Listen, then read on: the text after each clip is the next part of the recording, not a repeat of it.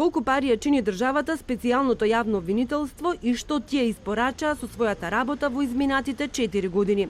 Од септември 2015 година, кога беше формирано, до сега Катица Јанева и тимот специјални обвинители потрошиле околу 9 милиони евра, а заедно со буџетот за годинава, СЈО ќе не чини речиси 12 милиони евра. Еве колку пари потрошиле специјалните обвинители. Сумата што ја добиваат од централниот буџет им се зголемува од година в година. Од завршните сметки на буџетот, објавени на сајтот на Министерството за финансии, се гледа дека во 2015-та СЈО почнале со 220.000 евра.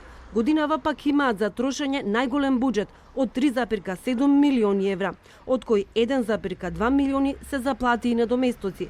Лани специјалното јавно обвинителство потрошило 1 милион евра само за плати. Но колкава плата земаат специјалните обвинители во јавноста засега е тајна.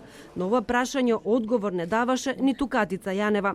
Телевизија 24 побара од СЈО одговор, но дали ќе добиеме од институцијата велат дека за тоа дополнително ќе одлучат специјалните обвинители на заедничка седница. Но какво СЈО остави Катица Јанева? Наспроти потрошените 9 милиони евра досега.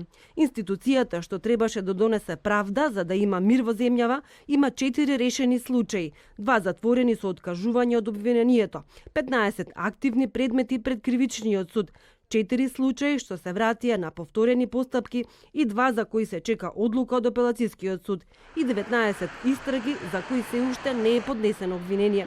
Сена се 40 недовршени процеси по 4 години работа. Најбрзо заврши случајот Тифани во кој новинарката Ивона Талевска ја призна вината за затајување данок и доби условна казна со задолжување да врати 27.000 евра. За набавката на блиндираниот Мерцедес само Ѓоко Поповски е во затвор, Груевски избега во Будимпешта, а Јанкуловска доби одложување на затворот. Правосилна е одлуката на Трус, каде осуда има за бизнисменот Сеат Кочан, кој денес требаше да оди во затвор, но се разболе, и за 300 за набавката на возилата во МВР. СЈО го изгуби случајот со Латас и неговите браќа и нивните викендички во Зелениково.